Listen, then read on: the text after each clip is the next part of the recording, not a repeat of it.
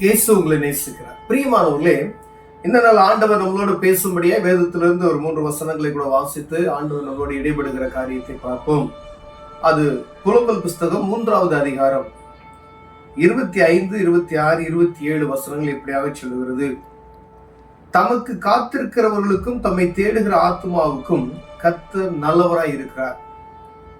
கர்த்தருடைய இரட்சிப்புக்கு நம்பிக்கையோடு காத்திருக்கிறது நல்லது.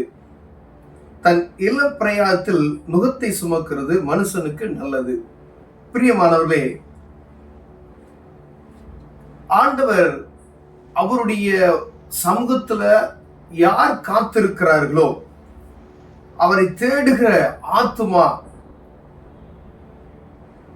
அப்படிப்பட்டவர்களுக்கு ஆண்டவர் நல்லவராய் இருக்கிறார் என்று வேதம் சொல்லுகிறது. யாருக்கு நாம் காத்திருக்கிறோம்?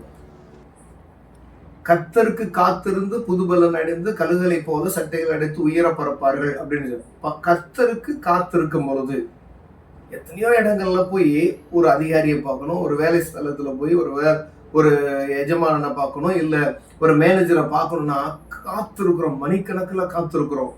ஒரு பண தேவை, ஒரு குறிப்பிட்ட மனிதனை நாம் போய் பார்க்கிறோம், மணிக்கணக்காய் காத்திருக்கிறோம். 1 நாள் போவோம், 2 நாள் போவோம், 3 நாள் போவோம். சில நேரங்கள்ல வேலைகளுக்கெல்லாம் அலைகிறத பார்த்து அப்படின்னு சொன்னோம்னா, இந்த டீச்சர் வேலைக்கெல்லாம் அலைவாங்க பார்த்துருக்கீங்களா? இங்க வர சொல்லுவாங்க, அங்க போக சொல்லுவாங்க. அப்படி பல விதமான அலைச்சல்கள், வெறுத்து போகக்கூடிய ஒரு அலைச்சல். ஏன் அப்படின்னா, அது மனிதர்களுக்கு காத்திருக்கிற காரியத்துல என்ன ஆயிருன்னா அவநம்பிக்கையை உண்டாக்கி விடும். இங்க மனுஷனுக்காண்டி காத்திருக்கிறது வெக்கத்தை உண்டு பண்ண போறாங்க. மனிதனுக்கு காத்திருக்கிறது, மனிதனுக்கு பயப்படுகிற பயம்லாம் கண்ணியை வருவிக்கணும் தான் வேதம் சொல்லுகிறது. இதே காத்திருப்ப தேவ சமூகத்துல நீங்கள் காத்திருப்பீர்களானால் அந்த ஆத்மா அவரை நோக்கி பார்க்குமே. ஆனால் நீங்க எந்த ஒரு காரியத்தையும் அவருக்கு நேரா தெரியப்படுத்துங்க. எந்த ஒரு காரியத்தையும், அது என்ன காரியமா இருந்தாலும் சரி, ஆண்டவரே அப்படி சொல்லி முதல்ல மனிதனுக்கு தெரியப்பட. ஒரு அதிகாரியை பார்க்க போறீங்க, அந்த அதிகாரியை பார்ப்பதற்கு முன்பாய் இயேசுவை நீங்கள் பார்த்து விட்டு கடந்து செல்வீர்களானால் ஆண்டவர் என்ன செய்வார்? சந்தோஷப்படுவார். வேதம் அப்படிதான் சொல்லுகிறது. தமக்கு காத்திருக்கிறவர்களுக்கு, தம்மை தேடுகிற ஆத்மாவுக்கும் கர்த்தர் நல்லவராய் இருக்கிறாராம். யாருக்கு நல்லவராய் இருக்கா? அவங்களுக்கு தான். அவரை தேடுகிறவருக்கு, அவருடைய அந்த ஆத்துமா கர்த்தரை தேடுகிறவருக்கு அவர் நல்லவராய் இருக்கிறார் என்று வேதம் சொல்லுகிறது. பிரியம், அப்ப ஆண்டவர் நல்லவராய் இருக்கிறார் என்பதற்கு அவரே சாட்சி கொடுக்கிற ஒரு வசனம் பாத்தீங்கன்னா, அவர் மேல் நம்பிக்கை வைத்து அவருக்காய் காத்திருக்கிறவர்கள் மேல் அவர் என்ன செய்யறாரா? எப்பொழுதுமே அவர் நம்பிக்கையை வீண் போகாதபடிக்கு அது அற்புதங்களை செய்து கொண்டு இருக்கிறார். பிரியமானவர்களே, அதே போல கர்த்தருடைய இரட்சிப்புக்கு நம்பிக்கையோட காத்திருக்கிறது நல்லது என்று வேதப்படுகிறது. சில வாழ்க்கையில நல்லது. இப்ப பேதுரு கடல்ல மூழ்கி போகும்போது இயேசுவே என்னை ரட்சியும் அப்படின்னு சொன்னார். அங்கு சொல்லப்பட்ட ரட்சிப்பு தன் ஜீவனை மீட்டுக் கொள்ள முடியாத ஒரு ரட்சிப்பு. அந்த ரட்சிப்பு, அதே ரட்சிப்பு பல இடங்கள்ல பலவிதமாக சொல்லப்படுகிறது. என்னுடைய ஆவிக்குரிய வாழ்க்கையில மீட்டெடுக்கிறதுக்கு ஒரு ரட்சிப்பு தேவைப்படுகிறது. சுகத்துல இருந்து ஒரு மீண்டு வருவதற்கு ஒரு ரட்சிப்பு தேவைப்படுகிறது.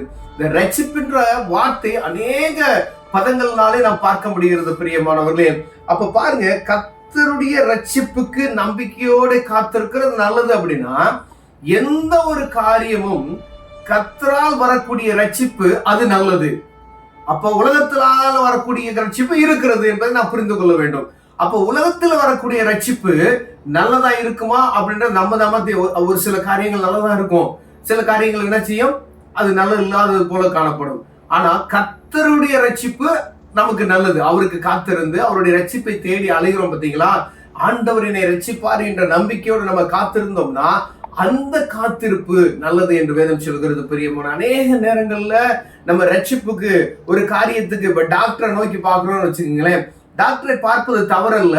ஆனா டாக்டரை பார்ப்பதற்கு முன்பாய் இயேசுவை பார்க்கிற, தெய்வத்தை பார்க்கிற, வானத்தையும் பூமி படைத்த அவரை பார்க்கிற உணர்வு நமக்கு வரணும். அதே போல நம்ம சும்மா யாரையோ சாதாரண மனிதன் அப்படின்ற ஒரு டாக்டரை பார்க்கறதுக்கு எவ்வளவு சீரியஸ்னஸ், எவ்வளவு நம்ம கேர் பண்ணிட்டு டைமிங்க்கு எப்படி போறோம், அதெல்லாம் காட்டிலும் வானத்தையும் பூமி அண்ட சராசரங்களை படைத்த, உங்களையும் என்னையும் படைத்த ஆண்டவராகிய இயேசு கிறிஸ்துவின் நாமம் எப்படிப்பட்டது என்பதை புரிந்து கொள்ளணும். புரிந்து கொள்ளாத ஒரு டாக்டரை புரிந்து கொள்கிற அளவுக்கு ஆண்டவரை நாம் புரிந்து கொள்ளாமல் வைத்திருக்கிறது தான் பெரிய தவறாய் இருக்கிறது. பிரியமானவர்களே, அவர் யார் என்பதை ருசித்து பாருங்கள். அவர் நல்லவர் என்பதை ருசித்து பாருங்கள். அவர் நீங்க ருசிச்சிட்டீங்க அப்படின்னு சொன்னா உலகத்துல இருக்கிற எல்லாமே நமக்கு என்ன செய்ய குப்பை போல காணப்படும். அவர் என் கூட இருக்காரு, என்ன வேணாலும் பார்த்துக்குவாரு அப்படின்ற நம்பிக்கை நமக்குள்ள வரும் பொழுது, அப்ப பாருங்க வேதம் என்ன சொல்லுது, கர்த்தருடைய ரட்சிப்புக்கு நம்பிக்கையோட காத்திருக்கிற மனுஷனுக்கு நல்லது அப்படின்னு சொல்றாங்க. பாருங்க, தன் இளம் பிரயாணத்தில் நுகத்தை சுமக்கிறது மனுஷனுக்கு நல்லது.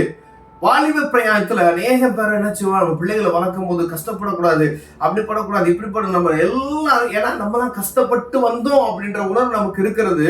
அதனால என் பிள்ளை கஷ்டப்படக்கூடாது, எந்த ஒரு இது அதை செய்யக்கூடாது இதை செய்யக்கூடாது அப்படின்னு எல்லா பேரண்ட்ஸ்க்கும், இந்த பூமியில இருக்க எல்லா பேரண்ட்ஸும் நினைப்பாங்க, தான் பிள்ளை நல்லா இருக்கணும், நான் கஷ்டப்பட்டா பரவாயில்ல அப்படின்னு நினைப்பாங்க.